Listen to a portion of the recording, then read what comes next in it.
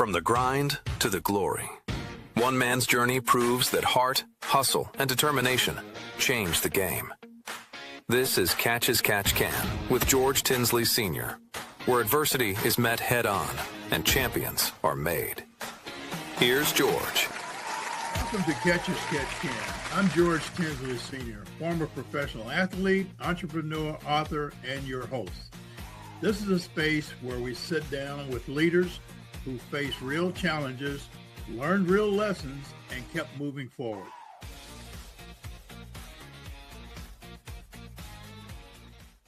Joining me today is Cody Revel, an entrepreneur and leader in sports and fitness. He's the owner of Athletes Academy and the general manager of Crown's Sports Center, where he leads teams in fast-paced, high-volume environments focused on growth, trust, and accountability. Cody, welcome. Appreciate you for having me, George. Thank you so much. Cody, it's nice applause there. Yeah. We're glad to have you, young man, and appreciate you taking time out of your busy schedule to be with us. And the audience will certainly enjoy everything that you have to offer today. Yeah, absolutely. Looking forward to it. Yeah. All right. So, Cody, you want to give us a brief greeting as far as your background? Yeah, so I am the owner and founder of the Athlete Academy. We are a youth sports performance and adult training center. We have 2 locations in Maryland. We've been open for 8 years now and are looking to open our 3rd location a little bit later this year. In addition to that, I am the general manager at Crown Sports Center, a little over 2 years in now, which is a 125,000 square foot indoor sports facility and entertainment venue. And really just looking forward to the growth and impact that I'm going to continue to have on the community and, discussing with you about how we got here. Well, great, Cody. We're glad to have you, and certainly a very interesting field that you're entering into. Seems to be getting quite populated also around the country. Tell us how you first got started. Yeah, so I had a little bit more of a unique path, and I think everybody does, honestly. How we get to where we are is unique for every single one of us. I went to college as a non-traditional student. I was about 23 when I went back for my degree in exercise science. And at the time, I had went for that degree because I didn't really know what I wanted to do in life. I knew the only thing I loved to do was to work out and train. And I started to really enjoy training others as well. So took a leap of faith, went back to college. And while I was there, I identified 2 mentors at Salisbury University who they were able to teach me about strength and conditioning and human performance. And from there, I was also working at a local gym inside of my community while I was at college because, again, I was a non-traditional student. I went back. I had a car payment. I had my own lease to pay for. I didn't really have the luxury of just being a full-time student only. So I worked at this local gym and got really attached to the community. My initial plan was to go to Salisbury University, graduate, move away to somewhere, amazing at what I thought, and become a strength and conditioning coach there. And I realized that my true passion was actually within my community and the youth. And while I loved doing college strength and conditioning, I quickly realized that my impact was much greater on that younger population versus those college kids. Those college kids had already, quote unquote, made it per se, that they achieved their goal. But those younger kids, I wanted to be a beacon of light and aid in, them getting to where they want to go and helping to shape and mold them. Okay. Cody, taking us, because this sounds very, very interesting. I'm wondering a little bit about the motivation that made you take that step, getting into college and from high school and from the environment that you grew up in. Could you tell us a little bit about that prior to even making that step to non-traditionally getting into college? Yeah, that could be a podcast all on its own, so I'll keep it more brief and short. I'm a big believer in the micro moments inside of your life, shaping who you are. I'm a really big believer that the people that come into your life shape who you are. Reflecting back on my high school years, I was not a great student. I was well liked. The staff loved me, but My GPA was under 2.0. It's not because I was unintelligent by any means. It's just because I didn't exhaust any of efforts into school. I started working with my dad when I was 8, 9 years old. Come from a family that, 3-bedroom, 1-bath trailer for 6 of us. We didn't have that much. Sports wasn't really a big thing for me because couldn't afford to get there, couldn't have transportation because parents worked multiple jobs. So that moment in my life was essential for establishing my work ethic. And, you look at my high school GPA, you would assume I didn't have a work ethic. It was exhausted somewhere else. So upon graduating high school, I was a first generation college student. So my parents just said, hey, we want you to go to college, because at that moment, the highest grade that my parents finished was, middle school. And they kind of saw college as an opportunity to learn and get into a career. And, and like most people do, you don't understand, how to actually get somewhere. So I went to college. I went to a community college called Delaware Tech.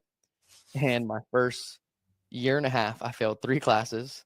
Won twice because I didn't show up. I went and played basketball. I went to the gym and worked out. And again, I exhausted my effort and work into other aspects of my life because I didn't see the purpose behind it. And it was when I realized that it was my own fault I was failing the classes. I stopped blaming my teachers. I stopped blaming the school I went to and the lack of education. My senior year, we went through all new administration in my high school. And I can say that my English class in my senior year, I never did a single assignment, and they still passed me just because of all the commotion inside of our school and the changes of the principals and administration. So I realized quickly in college, I said, you know what, I need to do better, and I need to exhaust my effort into being a better student. I had to learn how to study. I ended up finishing my associate's degree in general business and I was working at Applebee's at the time and became a manager in training. So this was the career path that was kind of laid out for me of, hey, you're going to be a restaurant manager, 21 years old back in 2010, 11, making a little over $50,000 a year was really solid for my area. I mean, I've been doing very well off, considering where I came from. But when I had that meeting with the director of our region, I said to him, I was like, I don't know what I want to do. So send me to a store, allow me to train, and give me a couple months to make a decision. So long story short, went to the store, realized that this was not my passion. I wanted to do something more. And the only thing I found joy in was training. And I started to really bring people in and train them as well. And I got addicted to seeing their progress. Again, at that moment, I didn't understand it. Looking back now, I wasn't addicted to the progress they were making physically through the gym. I was addicted to the progress they were making from becoming better people. And that's where I realized, hey, I'm taking a leap of faith. I'm going to Salisbury University. I'm studying exercise science. I'm doubling down, focusing all my efforts. Graduated Salisbury University with a 3.8 GPA, which is by far different than my high school GPA. Opened the Athlete Academy the month after I graduated college. Just took the leap of faith. Kind of lived by the mindset of jump and grow your wings as you fall. We're never going to let ourselves hit the bottom. And decided to continue my education, got my master's, and then had this opportunity to come up with Crown Sports Center. And I love the Athlete Academy. I love what I do. I'm very hands-off with it now. I'm behind the scenes and just meeting with my leadership team. And I didn't want to step away because I genuinely loved what I do, but I saw the greater impact I was able to make through a much larger organization. You're talking thousands of athletes every single month inside of our facility, our recreational programs, our travel programs. And I've been able to take the culture and the standards we created through Athlete Academy and apply it to this larger organization. So very long-winded way to give you, how I got here. Didn't mean to spend so much time on that one, but I do think it's important to realize that every person has their own story. And again, those micro moments and those people that come into your life help shape who you are and help to create that inspiration for your next step. Cody, I tell you, that's a great story. And it's not unlike a lot of the young folks that I've come in contact with. As you may or may not know, I've been in the restaurant industry for close to 40 plus years. And a lot of the employees that we have that come through the system, especially young ones, that realize during that training, during that interaction with guests and so forth realize that they have a path, a gift inside that they can pursue, and they go on to be teachers and doctors, and we've had them all across the board. So it's so great to hear your story. I will ask that you mentioned that when you were growing up, you started working with your dad at 8, 9 years old. What did you learn from him and that environment, even though that environment was tough, like a lot? And I think this would be important to a lot of our listeners. What did you learn during that period that kept you out of trouble, that kept your faith, that kept you moving forward and positive? What do you think that helped to keep you on that path? Yeah, in the moment, I don't think there was a big realization. It was more of a, hey, I needed to help my dad because his help wasn't showing up. He was a construction worker, and that field naturally has a lot of, people who come and go. So at the moment, I saw it as, providing aid to my family to help us, sustain. Mm-hmm. And, I actually made pretty good money doing it as well, which was a part of the process. Yeah. Looking back, how many in your family? I have 2 sisters, a mother and a father, and my sisters are 20 years older than me. So one of them had a child when I was 14 that lived with us as well. So that's where our family of 6 kind of came in. Okay. And looking back now, as you get older, you start to reflect on things and you start to see the bigger reason behind things. And I always tell people I'm extremely blessed from my upbringing. I wouldn't have changed it for anything. Looking back and seeing my dad, how hard he worked, he'll tell you this, he never really had a present father, so he didn't know how to be a strong father. We're still close today, and he'll tell you, again, he didn't know how to be a dad. He's glad that he was able to show me what not to do. And I always tell him, while that is true, you also showed me how to work really hard. You showed me how to wake up at 3:30 in the morning and be on the job site by 5 a.m. and work until 5, 6, 7 p.m.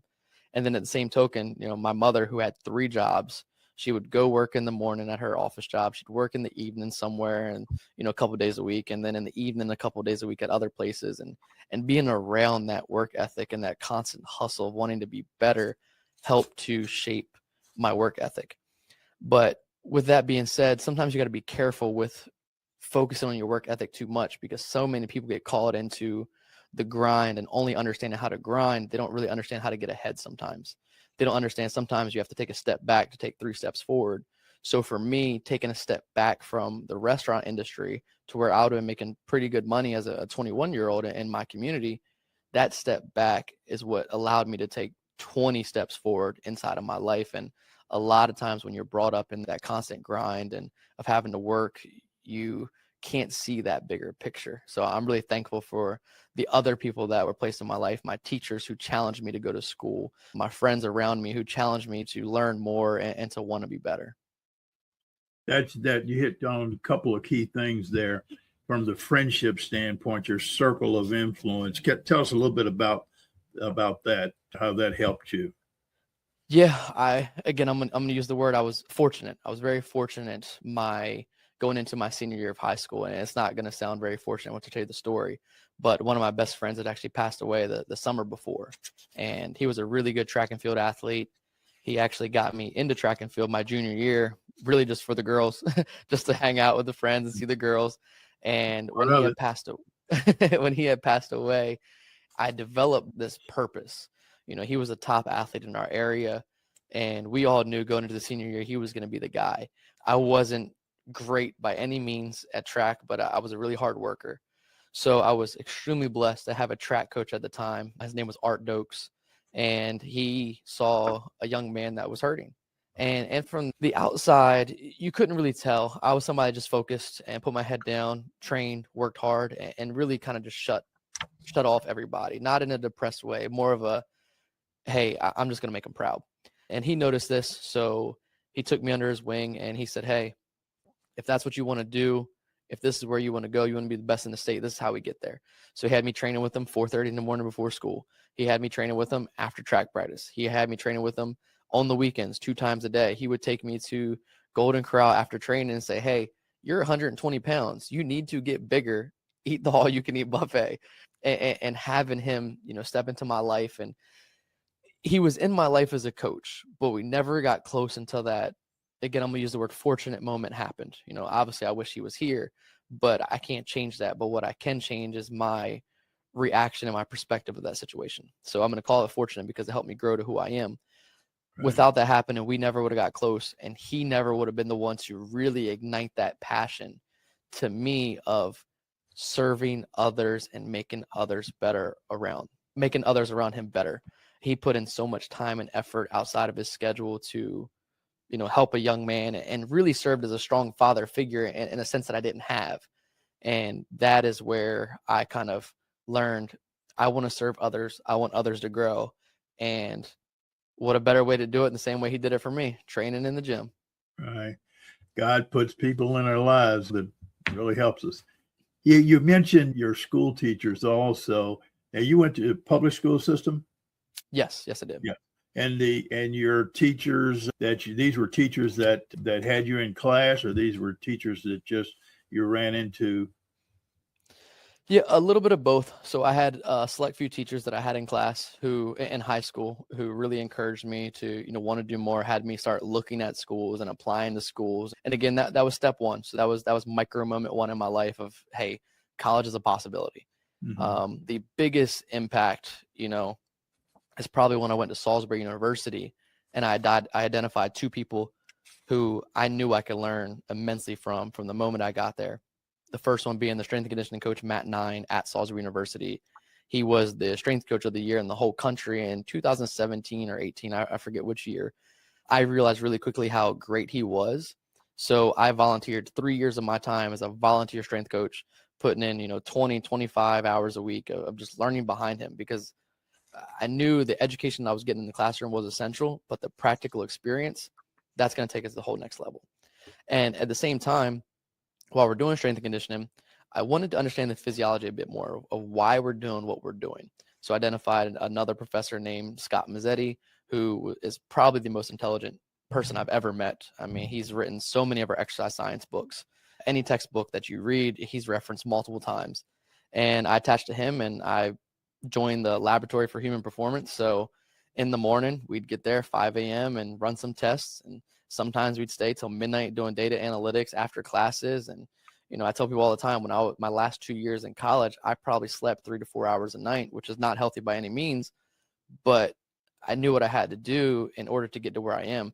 And I understood the situation. So what I did is I scheduled little, you know, micro naps throughout the day where I'm taking these 15, 20-minute naps to stay refreshed. You know, I'm going from either the lab in the morning or strength and conditioning to classes, to my job in the evenings, to back to strength and conditioning or classes.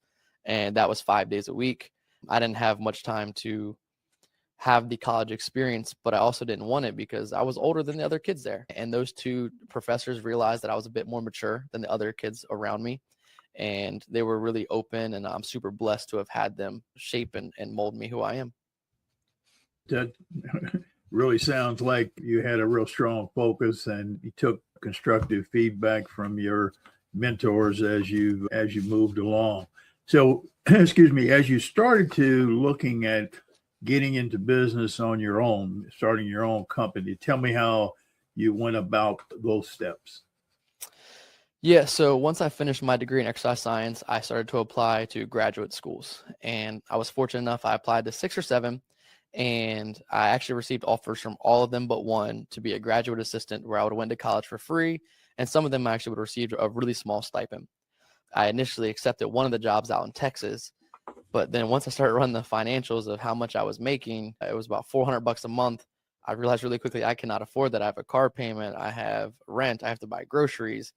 So I remember meeting with Matt Nine, the strength coach at SU, and I said, hey, I really, I think I want to do this, but I can't afford it. There's no way.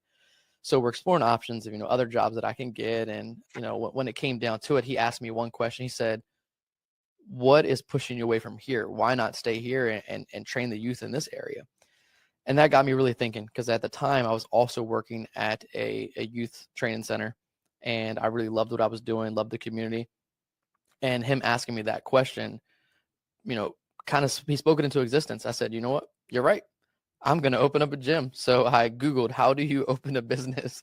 And Google, amazing platform for information, told me how to do it. I was training an attorney at the time, and I said, hey, I want to open up a gym. What should I do? He helped me create the LLC. I reached out to a couple of realtors and looked at some spaces, and all the money that I had saved up from working, at a young age to, while in college, I put that money into opening a gym. Mm-hmm. Did you have any legal, any CPA, accounting help in performing out your business? Yeah, Salisbury University has a really cool program called this entrepreneurship program. And my senior year, I had one of my professors say, hey, you should do this entrepreneurship challenge. You can win up to $50,000 if you win. And it's kind of like Shark Tank. I mean, it's actually set up almost identical to Shark Tank. There's a little over 100 people that do it. 20 advance to the next round, and, you give your pitch, and then 4 go to the next one. That's when you have your presentation. So I'd already opened the gym, but I didn't have a HVAC system in there yet. So we had the garage doors up and was training.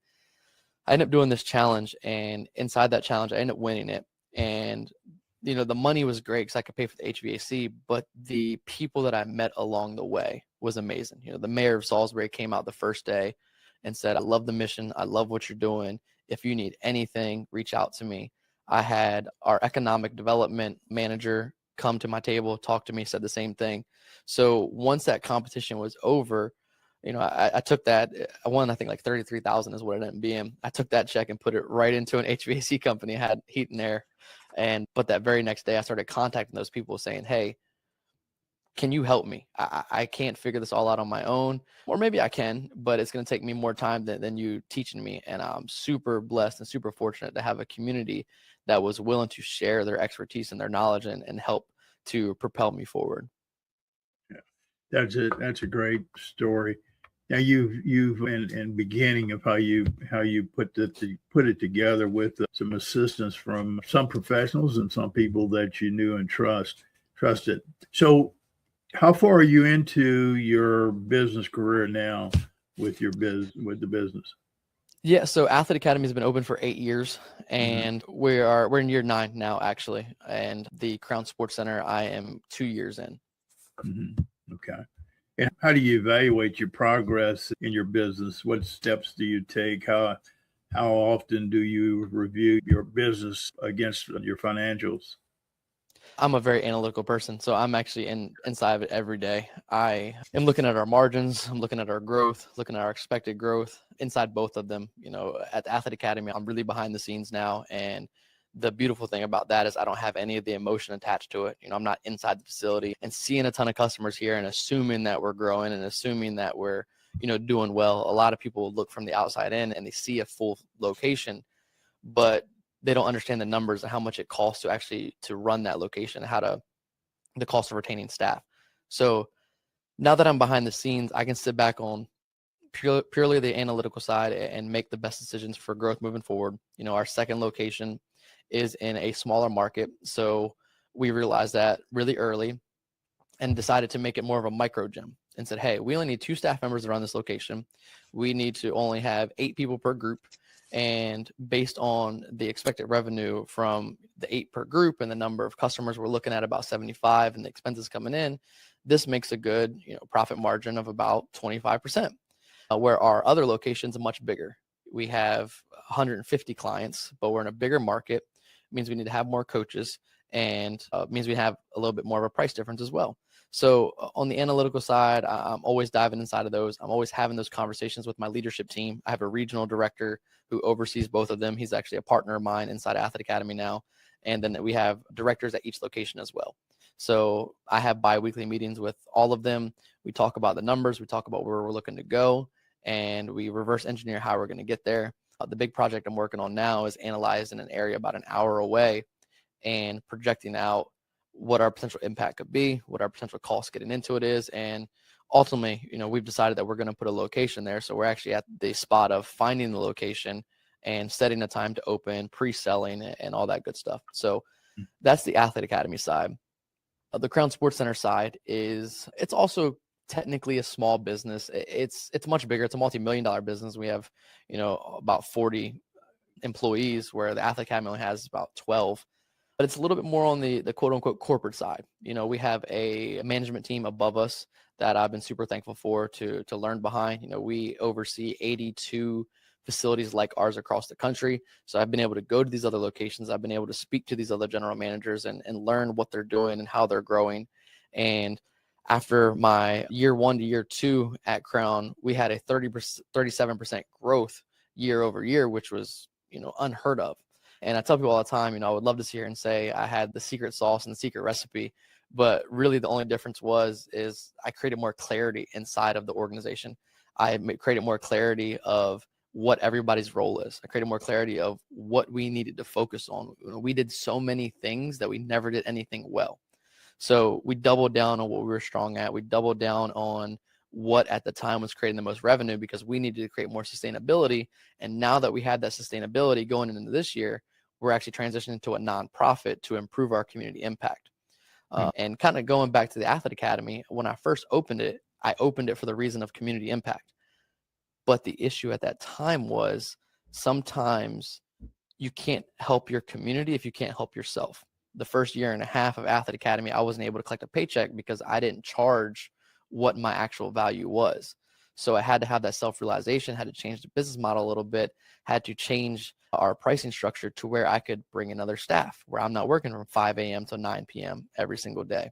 And both of those lessons, both of those businesses have created many lessons for me that I can use interchangeably, through each of them. And some of my friends that have businesses, I've been able to sit down with them and provide advisement and mentorship to help guide their decisions on, where they're looking to go as well. Mm-hmm. So we just ran on, as you were speaking there, your website kind of outlining what you're doing. Can you be a little bit more specific on the Academy side? Is this a consulting scenario, or are you actually running the business for this group that's above you? So that'd be for Crown Sports Center. For Crown Sports Center, before me, they had hired a consulting company to come in and say, hey, not many people know what to do with a 125,000 square foot building that has youth sports. We have a restaurant, we have childcare, and we have a family entertainment center with a laser tag area, a clip and climb area, which is pretty much like rock climbing, and an arcade. There's not many people out there with expertise for 4 businesses under one roof. So new ownership had an opportunity to purchase Crown Sports Center. It was at the time a struggling business. The owner was getting a little bit older and was ready to offload it. And the owner, he started it for the community. New ownership came in and purchased it. They had a big desire to keep it inside of our community and to keep that community impact going. Their first year was pretty tough because, they're actually commercial real estate agents by trade. So it wasn't really their expertise. So they hired a consulting company to come in. After they consulted, they realized, hey, we need to actually come and have them manage the facility. So now we have the management company that came in. Once the management company came in, they reached out to me, said, hey, we want to bring you on board. We have the systems in place. Can you help unfold it? And at that time, we were at about 42 companies. We're called Sports Facilities Company. And now we're over 80, actually, on the last Zoom call that we had. So we've expanded our reach out and pretty much provide consulting for most organizations now. Mm-hmm. So when you went in, how many actual sites did they have at that time? A little over 40 when I first came in. Okay. Mm-hmm. And they did the funding for all of the equipment package and pretty much had that already going, or did you take that step by step?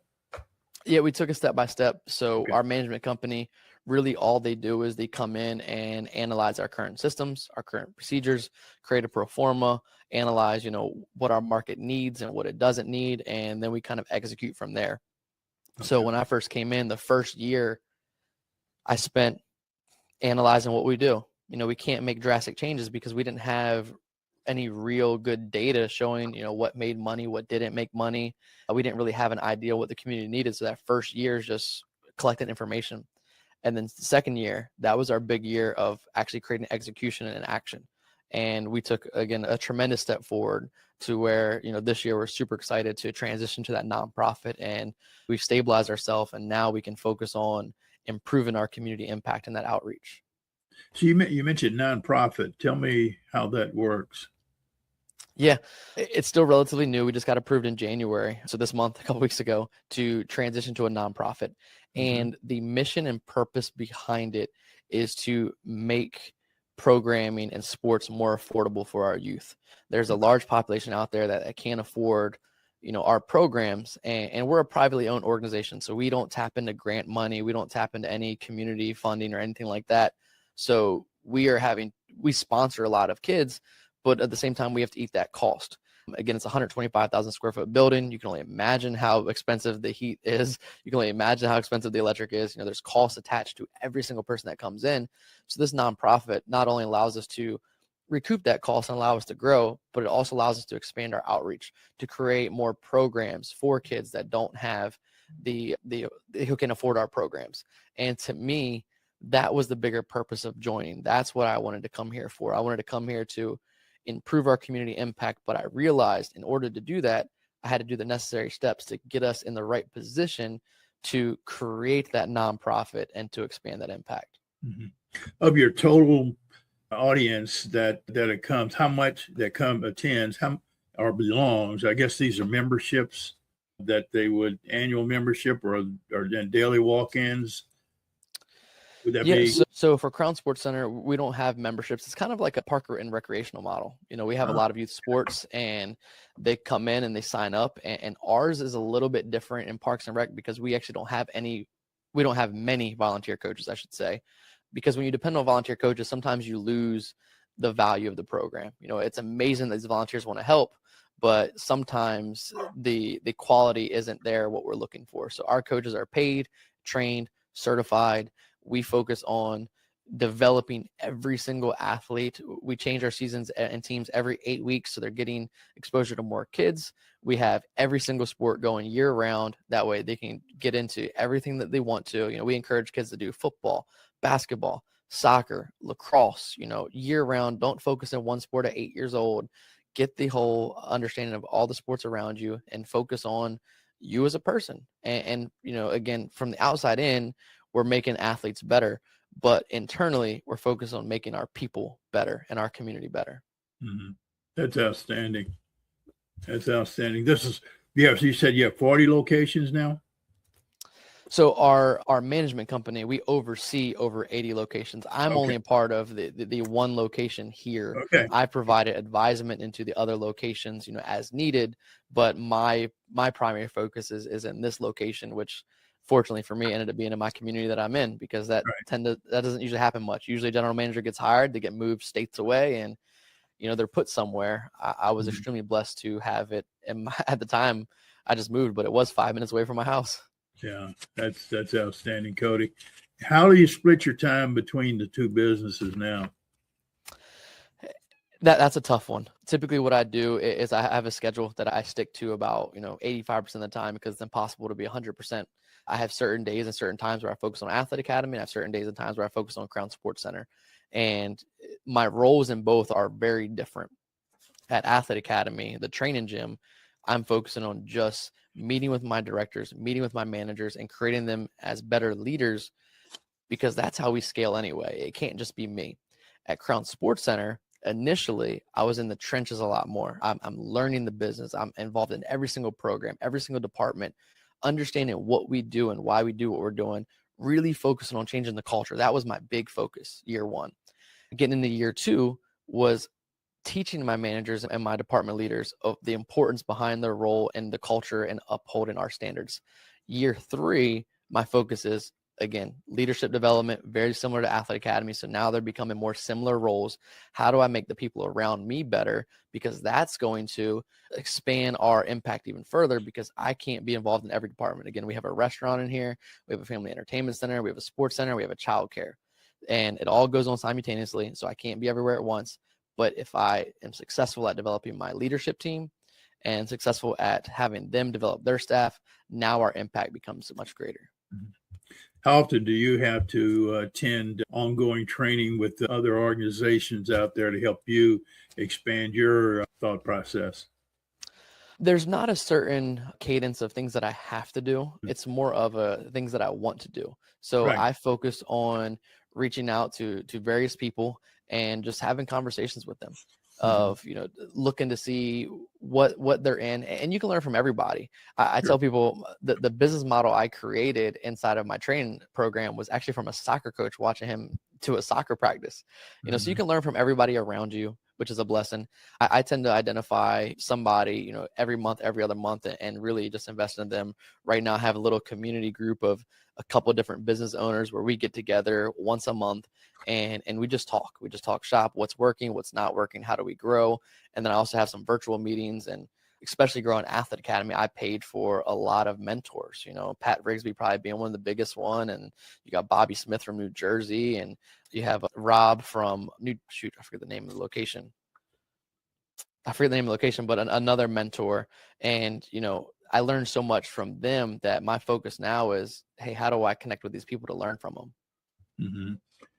Can you talk about any real setbacks that you've had and how you turned them around and bounced back from them? Yeah, there's not really any one setback that sticks out to me, just because to me there's setbacks in everything we do. Right. Every day we have these little fires that come up, and some are bigger than others. And, while many people call them fires and become reactive, I see them as opportunities for creating operations and procedures. So if an issue happens, I love it because we identify it and we figure out how do we improve it, right? So again, there's not any one obstacle. It's every single day when we're going through these things, every single weekend when we're having big events. 2 weeks ago, we hosted a 9,000 person soccer tournament. We had over 165 teams from across the country come in. There were a lot of things that came up that didn't go well. And from the community aspect, it ran phenomenal. But from internal, our own evaluation, our own standards, we identified certain things that we needed to be better at. Like, for example, something super simple. We weren't cleaning the bathrooms consistently enough. We thought every half hour would be enough, but with 9,000 people in here, that is not enough. And so we decided, hey, in a big event like this, we need to shut the bathrooms down every half hour, full clean, direct them to the other side of the bathrooms. And then after that, go to the next one. So little things like that kind of pop up. And that's a really small example. Like bathrooms, a lot of people don't see as important. I find it to be very important because that's kind of how I evaluate a place. But then there's large systems of, did we collect the rental revenue in time? We could have hosted this event, not collected the rental revenue, and could be fighting to get the revenue now. So we have all those little systems in place already. And again, to kind of circle back to your question, there's no big obstacles I ran into because I see every single one of those as a learning opportunity to grow and become better. Well, good. You highlighted some key points there. One that you mentioned that a lot of people don't understand, and that is the restrooms, clean restrooms, and how important that is to your customer, guests, etc. When you look at the specifics, highlighted specifics that you feel about your business and what you do, what is one thing that just kind of jumps out there consistently, excuse me, across the board that you think that makes the customer or the guest attracted to what you do? Yeah, I would say our genuine care and love for every single person that comes in. That was the culture we created at Athlete Academy. On our shirts, our clients started putting, on social media, #fam, that we're all one family. They call each other family members. I mean, they have so many group chats, and I took that culture and put it over into Crown Sports Center. And it's much harder to do that when you have a team that's, 6 times the size of the team at Athlete Academy, when you have a customer base that's 50 times the customer base of Athlete Academy. But at the same time, when you showcase and you have these opportunities where a customer has a bad experience and you just don't, push it to the wayside. I make the personal phone call to them saying, hey, I'm really sorry you had this experience. I want to hear more about it. So I'm listening to them and I'm showing them that I genuinely care about what they have to say. And then I say to them, hey, I want to circle back with you. I want to put some thought to this. And I'm going to circle back with you and let you know what actions we put in place. That way you're confident in us moving forward. And there's a couple key things about that. Number one is listening to the person and their concerns. That right there opens up opportunity for them to feel the care that you have for them. Number two, circling back with them after you put in thought and telling them what changed shows them, hey, we're going to take action. We care about what you said. We value you being here. we're going to put in action what we need to do in order to make you happy. And while that's one customer we made happy, there's probably another customer that had the same issue who just didn't raise their hand and say anything. So not only did I make that one customer happy, I made 10, maybe 20 or 50 others happy by making that one change. And it's to one of those points where it's one of those things you can't measure. You can measure how quickly foods are getting out in the restaurant by looking at ticket times. You can measure growth of a program by registration numbers, but you can't measure your culture with any direct statistic. But there are moments in your life that will come up that reassures you that your culture is being impactful. We had a very unfortunate event about 2 months ago. A young man in our travel program who was 11 years old passed away suddenly. And in that family, we had a meeting, about a month later. And the first thing they said to us is how much they loved, how much we genuinely care about every single person inside of the organization. Even before this happened, it's easy to love on somebody when they're hurting, but we love on them year round to where when they are hurting, nothing really changes. We're being the same that we've always been. And the biggest compliment that they could have ever given me in that meeting was, your staff genuinely loves what they do. Your staff loves every single person in this facility. And we feel like this is a family. And that right there, that's the statistic that I'm looking for, the measurable number of, is our culture impacting our community. That's what's going to bring them back. That's going to be more impactful than any elite level soccer coaches running a camp. You can have that coach, but if he doesn't care about the kids aren't going to come back. You have that coach that maybe they're not as elite, but they care about those kids. Those kids are going to come back because they're going to feel welcome and wanted here. Right. Yep. You said a whole lot there, and that's very, very, very key. But let me ask you this: in your employment base, how do you go about selecting the kind of candidates that you'd like to have on staff to keep this going? Biggest thing is a culture fit, and this is something you have to learn. I've been in the business industry for Athlete Academy for 8 years, but before that, I was a restaurant manager at Applebee's, and actually even before that, I was a manager at Domino's as well. So I've always been in leadership positions, and all those positions I was able to learn because there's a lot of hirings that go on, a lot of really good hires and a lot of really bad hires. And the biggest thing is when you're meeting with that person, I don't get caught up in the resume. AI can make everybody's resume look phenomenal nowadays. I get more caught up into who they are as a person and what their purpose is. And what I'm looking for is somebody that can step right in immediately, who fits our values, who fits our culture, and can provide the same values and culture that we want. I'm not looking for a superstar. I tell my staff all the time, one of the big things I changed about Crown Sports that are coming into it is they were trying to find all these superstars to come in and push us forward.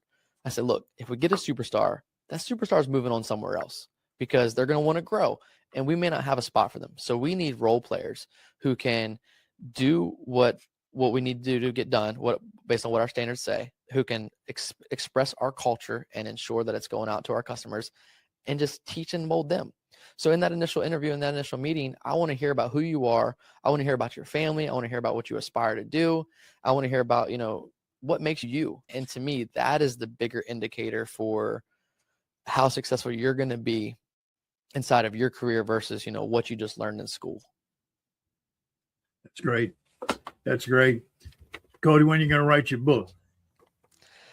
I'm a big believer in you have to get through the trenches before you can have the impact that you want.